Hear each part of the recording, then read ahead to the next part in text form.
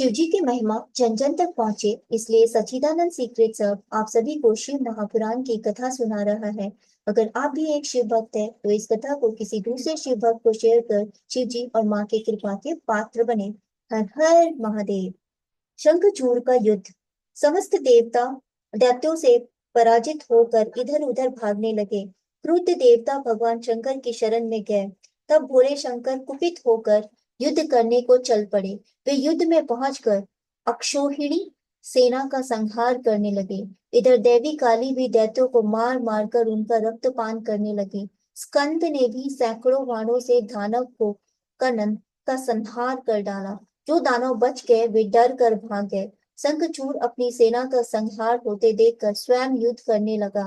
वह कान तक धनुष को खींचकर बाण छोड़ने लगा। इससे युद्ध के मैदान में अंधकार छा गया। उसकी इस माया को शिव जी के गण और देवता भी नहीं समझ सके। शंखचूड़ ने स्कंद पर शक्ति का प्रहार किया।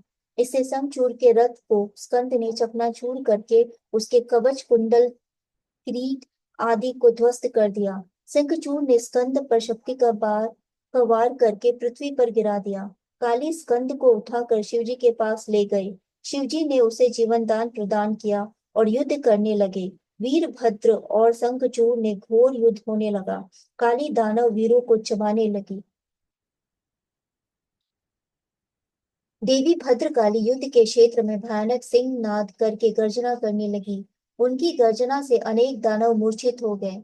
विकराल दांतों वाली चंडी राक्षसों का रक्तपान करने लगी। शंखचूड़ स्वयं काली के साथ युद्ध करने लगे। काली ने शंखचूड़ पर बाणों की वर्षा की, जिससे शंखचूड़ ने शांत कर दिया। इस पर काली ने नारायण अस्त्र चलाया। इस पर शंखचूड़ ने रथ से उतरकर नारायण अस्त्र को प्रणाम करने लगा। इससे वह अस्त्र शांत हो गया। अब देवी ने ब्रह्मास्त्र का प्रयोग किया, परंतु शंखचूड़ ने उसे भी शांत कर दिया। देवी काली शंखचूड़ द्वारा छोड़े गए बाणों को चबाने लगी। देवी काली घोर गर्जना करने लगी। इससे राक्षस सेना भयभीत होकर भागने लगे। अब देवी काली ने पशुपात अस्त्र चलाया, परंतु आकाशवाणी ने उसे रोक दिया, क्योंकि शंखचूड़ की मृत्यु पशुपत अस्त्र से नहीं होनी थी। धीरे धीरे देवी भद्रकाली 100 लाख दानव का भक्षण कर गई।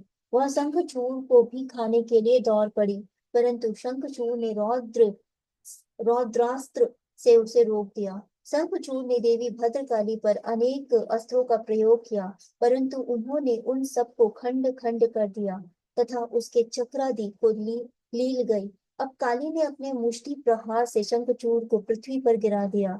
इसके पश्चात देवी ने उसे घुमाकर ऊपर फेंक दिया, परंतु वीर प्रतापी शंखचूड़ वेग से कूदकर पृथ्वी पर खड़ा हो गया।